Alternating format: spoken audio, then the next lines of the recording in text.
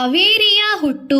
ಒಮ್ಮೆ ಪ್ರಾಚೀನ ಕಾಲದಲ್ಲಿ ದಕ್ಷಿಣ ಭಾರತದಲ್ಲಿ ಕವೇರ ಎಂಬ ದೊರೆ ಆಳುತ್ತಿದ್ದ. ರಾಜ ಮತ್ತು ಅವನ ಹೆಂಡತಿ ಇಬ್ಬರು ತಮ್ಮ ದಯಾಳುತನದಿಂದ ಸಾಮ್ರಾಜ್ಯದಲ್ಲಿ ಜನಪ್ರಿಯರಾಗಿದ್ದರು. ಆದರೆ ಅವರಿಗೆ ಮಗುವಿಲ್ಲದ ದುಃಖದಿಂದಿದ್ದರು. ಅವರು ಒಂದು ಮಗುವಿಗಾಗಿ ಬ್ರಹ್ಮನನ್ನು ಪ್ರಾರ್ಥಿಸತೊಡಗಿದರು. ಅವರ ಭಕ್ತಿಯಿಂದ ಹರ್ಷಿತನಾಗಿ ಬ್ರಹ್ಮ ಅವರನ್ನು ಹೆಣ್ಣು ಮಗುವೊಂದನ್ನು ಕೊಟ್ಟು ಹರಸಿದನು. ರಾಜ ಮತ್ತು ರಾಣಿ ಆಹ್ಲಾದಗೊಂಡು ಕವೇರನ ಮಗಳೆಂದು ಕಾವೇರಿ ಎಂಬ ಹೆಸರಿಟ್ಟರು. ಅವಳು ಬೆಳೆದಂತೆ ಅವಳಿಗೆ ಮದುವೆಗೆ ಪ್ರಸ್ತಾವಗಳು ಬಂದವು. ಆದರೆ ಅವಳು ಎಲ್ಲ ನಿರಾಕರಿಸುತ್ತಾ ಬಂದಳು. ಅವಳು ಯಾರಾದರೂ ವಿಶೇಷವಿದ್ದವನ್ನು ಮದುವೆಯಾಗ ಬಯಸಿದಳು. ಅವಳು ಯಾವಾಗಲೂ ಬ್ರಹ್ಮದೇವನನ್ನು ಆರಾಧಿಸುತ್ತಿದ್ದಳು ಮತ್ತು ನನ್ನ ಪತಿಯು ಬ್ರಹ್ಮನಷ್ಟೇ ಬಲಶಾಲಿ ಇರಬೇಕು ಎಂದು ಆಲೋಚಿಸಿದ್ದಳು. ಒಬ್ಬ ಋಷಿ ಅವಳಿಗೆ ಬ್ರಹ್ಮನನ್ನು ಆರಾಧಿಸತೊಡಗಿ ಅವನಲ್ಲಿ ಒಂದು ವರ ಕೇಳು ಎಂದು ಸಲಹೆ ಮಾಡಿದನು. ಅವಳು ಆಗ ಪಶ್ಚಿಮ ಘಟ್ಟಗಳಲ್ಲಿ ಸಹ್ಯ ಪರ್ವತಕ್ಕೆ ತಪಸ್ಸಿಗೆಂದು ಹೋದಳು. ಸುದೀರ್ಘ ಕಾಲದ ಧ್ಯಾನದ ನಂತರ ಅವಳ ಬಯಕೆ ಈಡೇರಿತು. ಋಷಿ ಅಗಸ್ತ್ಯ ಬ್ರಹ್ಮಾಂಡ ಸಮತೋಲನಗೊಳಿಸಿದ ಸಂದರ್ಭ. ಕಾವೇರಿ ದಕ್ಷಿಣದ ಸಹ್ಯ ಪರ್ವತದಲ್ಲಿ ಬ್ರಹ್ಮನನ್ನು ಕುರಿತು ಆರಾಧಿಸುತ್ತಿದ್ದಾಗ ಭಗವಂತ ಶಿವ ಹಿಮಾಲಯದಲ್ಲಿ ಪಾರ್ವತಿಯನ್ನು ಮದುವೆಯಾಗುತ್ತಿದ್ದ. ಇದ್ದಕ್ಕಿದ್ದಂತೆ ಋಷಿಗಳು, ದೇವತೆಗಳು ಮತ್ತು ಜನ ಸೇರಿದಂತೆ ಪ್ರತಿಯೊಬ್ಬರು ಶಿವಪಾರ್ವತಿಯರ ದೈವಿಕ ವಿವಾಹ ನೋಡಲು ಉತ್ತರಕ್ಕೆ ಹೋಗತೊಡಗಿದರು. ಭೂಮಿ ಇದ್ದಕ್ಕಿದ್ದಂತೆ ಅದರ ಹೊರೆ ಒಂದು ಪಕ್ಕಕ್ಕೆ ವಾಲಿದ್ದರಿಂದ ಅದು ಉತ್ತರದತ್ತ ಓರೆಯಾಗತೊಡಗಿತು. ಭೂಮಿ ಉರುಳುವಂತಾಗಿ ಶಿವ ಅದರ ಬಗ್ಗೆ ಚಿಂತಿಸಿದ. ಆದರೆ ಅವನು ತನ್ನ ಅತಿಥಿಗಳನ್ನು ದಕ್ಷಿಣದ ಕಡೆಗೆ ಹೋಗಲು ಕೇಳಿಕೊಳ್ಳುವಂತಿರಲಿಲ್ಲ. ಅವನು ಅವರನ್ನು ಅವಮಾನಗೊಳಿಸ ಬಯಸಲಿಲ್ಲ. ಆದರೆ ಬೇಗ ಒಂದು ಪರಿಹಾರ ಬೇಕಾಗಿತ್ತು. ಹಾಗಾಗಿ ಶಿವ ಋಷಿ ಅಗಸ್ತ್ಯರನ್ನು ಒಲವು ತೋರಲು ಕೋರಿದನು. ದಕ್ಷಿಣದ ಕಡೆಗೆ ನಡೆದು ನಿಮ್ಮ ಅತ್ಯುನ್ನತ ಶಕ್ತಿಗಳಿಂದ ಬ್ರಹ್ಮಾಂಡವನ್ನು ಸಮತೋಲನಗೊಳಿಸಿ ಎಂದು ಹೇಳಿದಾಗ ಅಗಸ್ತ್ಯರು ಶಿವ ಹೇಳಿದಂತೆ ಮಾಡಿದರು. ಆದರೆ ಅವರಿಗೆ ಶಿವಪಾರ್ವತಿಯರು ದೈವಿಕ ವಿವಾಹಕ್ಕೆ ಸಾಕ್ಷಿಯಾಗಲು ಮನಸ್ಸಿರಲಿಲ್ಲ. ಭೂಮಿಯನ್ನು ರಕ್ಷಿಸಲು ಮಾಡಿದ್ದರು. ಕಾವೇರಿಗೆ ಅಗಸ್ತ್ಯರ ಪ್ರಸ್ತಾಪ. ಅಗಸ್ತ್ಯರು ಶಿವನ ಕೋರಿಕೆಗೆ ಒಪ್ಪಿದಾಗ ಅವರು ಶಿವನನ್ನು ದಕ್ಷಿಣದ ಒಂದು ನೀರಿನ ಮೂಲ ಕಾಣಲು ತಮಗೆ ನೆರವಾಗಲು ಕೋರಿದರು. ಶಿವ ಅವರನ್ನು ಹರಸಿದನು. ಅಗಸ್ತ್ಯರು ಬಳಿಕ ದಕ್ಷಿಣದೆಡೆಗೆ ತಮ್ಮ ಪ್ರಯಾಣ ಆರಂಭಿಸಿದರು. ಬೇಗ ಸಹ್ಯ ಪರ್ವತಕ್ಕೆ ಬಂದರು. ಸಹ್ಯಾದ್ರಿ ಪರ್ವತ. ಸಹ್ಯ ಪರ್ವತದ ಮೇಲೆ ಹೆಜ್ಜೆ ಇಟ್ಟ ಕ್ಷಣ ಭೂಮಿಯ ಸಮತೋಲನ ಮರುಳಿತು. ತಕ್ಷಣ ಅಗಸ್ತ್ಯರ ಕಣ್ಣುಗಳು ತೆರೆದಾಗ ಒಬ್ಬಳು ಸುಂದರ ಸ್ತ್ರೀಯಳ ಮೇಲೆ ಬಿದ್ದಿತು. ಅವಳು ಧ್ಯಾನಾಸಕ್ತಳಿದ್ದಳು. ಅಷ್ಟೊಂದು ಆಳವಾಗಿ ಅವಳೇಕೆ ಧ್ಯಾನದಲ್ಲಿದ್ದಾಳೆ ಎಂದು ಅಗಸ್ತ್ಯರು ತಿಳಿಯಬಯಸಿದ್ದರು. ಅದೋ ಅವಳ ಭಾರೀ ಪರ್ವತ ಶ್ರೇಣಿ ಮಧ್ಯೆ ಕುಳಿತಿದ್ದಳು. ತಮ್ಮ ಕುತೂಹಲವನ್ನು ತಡೆಯಲು ಅಸಮರ್ಥರಾಗಿ ಅವರು ಆ ಹೆಂಗಸನ್ನು, ಈ ಪರ್ವತದ ಮೇಲೆ ನೀನು ಮಾಡುತ್ತಿರುವುದು ಏಕೆ ಎಂದು ಕೇಳಿದರು. ಅದಕ್ಕೆ ಕಾವೇರಿ ಮಹರ್ಷಿ, ನಾನು ಕಾವೇರಿ, ನಾನು ಭಗವಂತ ಬ್ರಹ್ಮನನ್ನು ಆರಾಧಿಸುತ್ತಿದ್ದೇನೆ. ನನಗೆ ಸೂಕ್ತವಾದ ಸಂಗಾತಿ ಬೇಕು ಎಂದು ಉತ್ತರಿಸಿದಳು. ಇದನ್ನು ಕೇಳಿ ಅಗಸ್ತ್ಯರು ಕಾವೇರಿಯತ್ತ ನಗತೊಡಗಿದರು. ಅದಕ್ಕೆ ಕಿವಿ ಕೊಡದೆ ಕಾವೇರಿ ಪುನಃ ಬ್ರಹ್ಮನನ್ನು ಧ್ಯಾನಿಸಲಾರಂಭಿಸಿದಳು. ಅಗಸ್ತ್ಯರು ಅವಳ ಭಕ್ತಿ ಮತ್ತು ನಿರ್ಧಾರಕ್ಕೆ ಭಾರಿ ಪ್ರಭಾವಿತರಾದರು. ಕಡೆಗೆ ಅವರು ಮದುವೆಗೆ ಅವಳಿಗೆ ತಮ್ಮನ್ನೇ ಪ್ರಸ್ತಾಪಿಸಿದರು. ಕಾವೇರಿಯ ನದಿ ರೂಪ. ಕಾವೇರಿ ಅಗಸ್ತ್ಯರ ಮದುವೆ ಪ್ರಸ್ತಾಪ ಕೇಳಿ ಅಚ್ಚರಿಗೊಂಡಳು.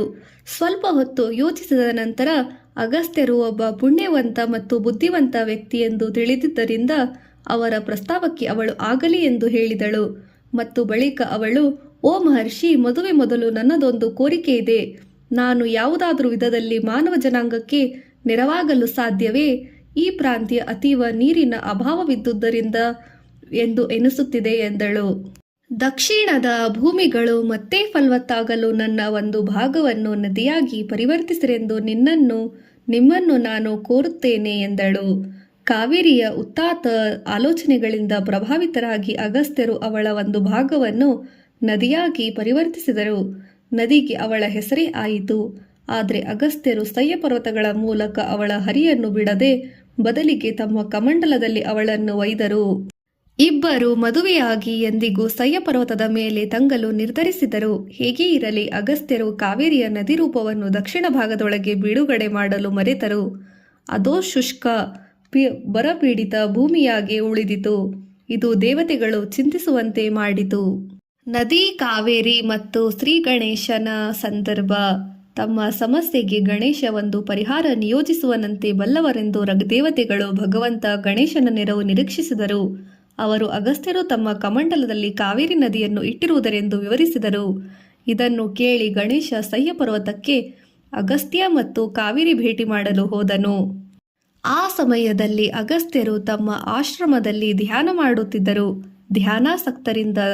ಧ್ಯಾನಾಸಕ್ತರಿದ್ದ ಅಗಸ್ತ್ಯರನ್ನು ನೋಡಿ ಗಣೇಶನಿಗೆ ಒಂದು ಕಲ್ಪನೆ ಮೂಡಿತು. ಅವನು ತಾನೇ ಒಂದು ಕಾಗೆ ವೇಷದಲ್ಲಿ ಅಗಸ್ತ್ಯರ ಕಮಂಡಲದತ್ತ ಧುಮುಕಿಸಿದನು. ಕಮಂಡಲ ಉರುಳಿತು. ತಕ್ಷಣ ಅಗಸ್ತ್ಯರು ಕಾಗೆ ಓಡಿಸಲು ಕೈ ಎತ್ತಿದರು. ನದಿ ಕಾವೇರಿ ಅಗಸ್ತ್ಯರ ಕೈ ಎದ್ದಿತು ನೋಡಿ ಕೆಳಗೆ ಹರಿದು ಹೋಗಲು ಅದೊಂದು ಸೂಚನೆ ಎಂದು ಭಾವಿಸಿ ಅಸಹ್ಯ ಪರ್ವತದ ಕೆಳಗೆ ಹರಿಯತೊಡಗಿದಳು. ದಕ್ಷಿಣದ ಶುಷ್ಕ ಭೂಮಿಗಳ ಕಡೆಗೆ ಸ್ವಲ್ಪ ನೀರು ಪಡೆದವು. ಇದು ಕಾವೇರಿ ನದಿಯ ಹುಟ್ಟು ಆಗಿ ಇಂದಿನವರೆಗೂ ಪ್ರಾಂತದ ಭಾರೀ ಜನಸಂಖ್ಯೆಗೆ ಒದಗಿರುವ ಅತ್ಯಂತ ದೊಡ್ಡ ಭಾರತೀಯ ನದಿಗಳಲ್ಲಿ ಒಂದು ಆಗಿದೆ. ಶ್ರೀ ಗಣೇಶ ಒಂದು ಕಾಗೆಯಾಗಿ ತಾನೇ ಸೋಗು ಹಾಕಿದ. ಭಾರತದ ದಕ್ಷಿಣ ಪ್ರದೇಶಗಳಲ್ಲಿ ಜಲಾಭಾವ ಕುರಿತು ಇನ್ನೊಂದು ಕತೆ ಹೀಗೆ ಹೇಳುತ್ತದೆ. ಅಗಸ್ತ್ಯ ಋಷಿಗಳು ದಕ್ಷಿಣದ ಜನರನ್ನು ಬಿಕ್ಕಟ್ಟಿನಿಂದ ಪಾರು ಮಾಡಲು ಬ್ರಹ್ಮದೇವನನ್ನು ಪ್ರಾರ್ಥಿಸಿದಾಗ ಬ್ರಹ್ಮ ಕಾಣಿಸಿಕೊಂಡು ಕೈಲಾಸ ಪರ್ವತಕ್ಕೆ ಹೋಗಿ ಶಿವನನ್ನು ಪ್ರಾರ್ಥಿಸಲು ಹೇಳಿದನು. ಶಿವ ತನ್ನ ತಲೆಯಲ್ಲಿ ಪವಿತ್ರ ನದಿ ಗಂಗೆಯನ್ನು ಹೊತ್ತಿದಾಗ ಜಲ ಬಿಕ್ಕಟ್ಟನ್ನು ಬಗೆಹರಿಸಲು ಅವನು ನೇರವಾಗಬಲ್ಲ ಎಂದು ಸಲಹೆ ಮಾಡಿದನು. ಅಗಸ್ತ್ಯ ಶಿವನನ್ನು ಭೇಟಿ ಮಾಡಿ ದಕ್ಷಿಣ ಭಾರತದಲ್ಲಿದ್ದ ಬರಗಾಲವನ್ನು ಕುರಿತು ಹೇಳಿದನು. ಶಿವ ಅಗಸ್ತ್ಯನಿಗೆ ತುಸು ಪವಿತ್ರ ನೀರನ್ನು ಕೊಟ್ಟನು. ಅಗಸ್ತ್ಯ ಅದನ್ನು ತನ್ನ ಕಮಂಡಲದಲ್ಲಿ ಒಯ್ದನು. ಗಣೇಶನ ಸಂಭಾಷಣೆ ಕೇಳಿಸಿಕೊಂಡನು. ಅಗಸ್ತ್ಯರನ್ನು ಹಿಂಬಾಲಿಸಿದನು. ಅಗಸ್ತ್ಯ ದಕ್ಷಿಣ ಪ್ರಾಂತ ತಲುಪಿದಾಗ ಪವಿತ್ರ ನೀರು ಬಿಡುಗಡೆ ಮಾಡಲು ಬದಲಿಗೆ ಧ್ಯಾನಕ್ಕೆ ಕುಳಿತುಕೊಂಡನು. ಆಗ ದಕ್ಷಿಣ ಬರಗಾಲ ಕೊನೆಗಾಣಿಸಲು ನೀರು ಬಿಡುಗಡೆಯಾಗಿ ನಾನು ಏನಾದರೂ ಮಾಡಬೇಕೆಂದು ಆಲೋಚಿಸಿ ಒಂದು ಕಾಗೆಯ ರೂಪ ತಾಳಿ ಅಗಸ್ತ್ಯರ ಕಮಂಡಲವನ್ನು ತಳ್ಳಿದನು. ಅದು ಕೆಳಗೆ ಉರುಳಿತು. ಬಳಿಕ ಗಣೇಶ ಸಣ್ಣ ಹುಡುಗನ ರೂಪ ತಾಳಿ ಓಡಿದನು. ನದಿ ಕಾವೇರಿ ಬಿಡುಗಡೆ ಶಬ್ದದಿಂದ ತೊಂದರೆಯಾಗಿ ಅಗಸ್ತ್ಯರು ಕಣ್ಣು ತೆರೆದರು. ಒಬ್ಬ ಹುಡುಗ ಓಡುತ್ತಿದ್ದನ್ನು ನೋಡಿದರು. ಉರುಳಿದ ಸ್ಥಿತಿಯಲ್ಲಿದ್ದ ಕಮಂಡಲವನ್ನು ಕೂಡ ನೋಡಿದರು. ಹುಡುಗನನ್ನು ಬೆನ್ನಟ್ಟು ಅವನನ್ನು ಕೈ ಎತ್ತಿದಂತೆ ಕಮಂಡಲದಲ್ಲಿದ್ದ ಪವಿತ್ರ ನೀರು ಅದನ್ನು ಕೆಳಗೆ ಹರಿಯಲು ತೋರಿದ ಸೂಚಿ ಎಂದು ತೆಗೆದುಕೊಂಡು ನದಿ ರೂಪ ತಾಳಿ ಕೆಳಗೆ ಹರಿಯಿತು. ಈ ನದಿ ಕಾವೇರಿ ನದಿ ಎಂದು ಹೆಸರಾಯಿತು. ಈ ಮಧ್ಯೆ ಅಗಸ್ತ್ಯರು ಅದಾಗಲೇ ಬಹುದೂರ ಓಡಿ ಹೋಗಿದ್ದ ಹುಡುಗನ ಬೆನ್ನಟ್ಟಿ ತೊಡಗಿದರು. ಅದೋ ಹೇಗೋ ಋಷಿ ಹುಡುಗನನ್ನು ಹಿಡಿದರು. ಹುಡುಗ ಭಗವಂತ ಗಣೇಶನಾಗಿ ಕಂಡ. ಋಷಿ ಚಕಿತರಾಗಿ ಗಣೇಶನನ್ನು ನೋಡಲು ಆವೇಶಭರಿತರಾದರು. ತಮ್ಮ ಭಾವಕ್ಕೆ ಮರಳಿ ಗಣೇಶನಿಗೆ ಕ್ಷಮೆ ಕೇಳಿ, ದೇವಾ, ಅಮೂಲ್ಯ ನೀರನ್ನು ವ್ಯರ್ಥ ಮಾಡಿದೆ ಏಕೆ ಎಂದು ಕೇಳಿದರು. ಮುಗುಳ್ನಗುತ್ತಾ ಗಣೇಶ, ಓ ಮಹರ್ಷಿ, ತಿರುಗಿ ನೋಡು, ನೀರು ನಿಜವಾಗಿ ವ್ಯರ್ಥವಾಗುತ್ತಿದೆಯೇ ಹೇಳಿ ಎಂದು ಕೇಳಿದನು. ಅಗಸ್ತ್ಯರು ತಿರುಗಿ ನೋಡಿದಾಗ ಒಂದು ಭಾರೀ ನದಿಯ ಸಹ್ಯ ಪರ್ವತದಿಂದ ಕೆಳಗೆ ಹರಿಯುತ್ತಿದ್ದನ್ನು ಕಂಡರು. ಗಣೇಶ ನದಿ ಎಂದೂ ಬತ್ತದಿರಲಿ ಎಂದು ನದಿಯನ್ನು ಹರಸಿದನು.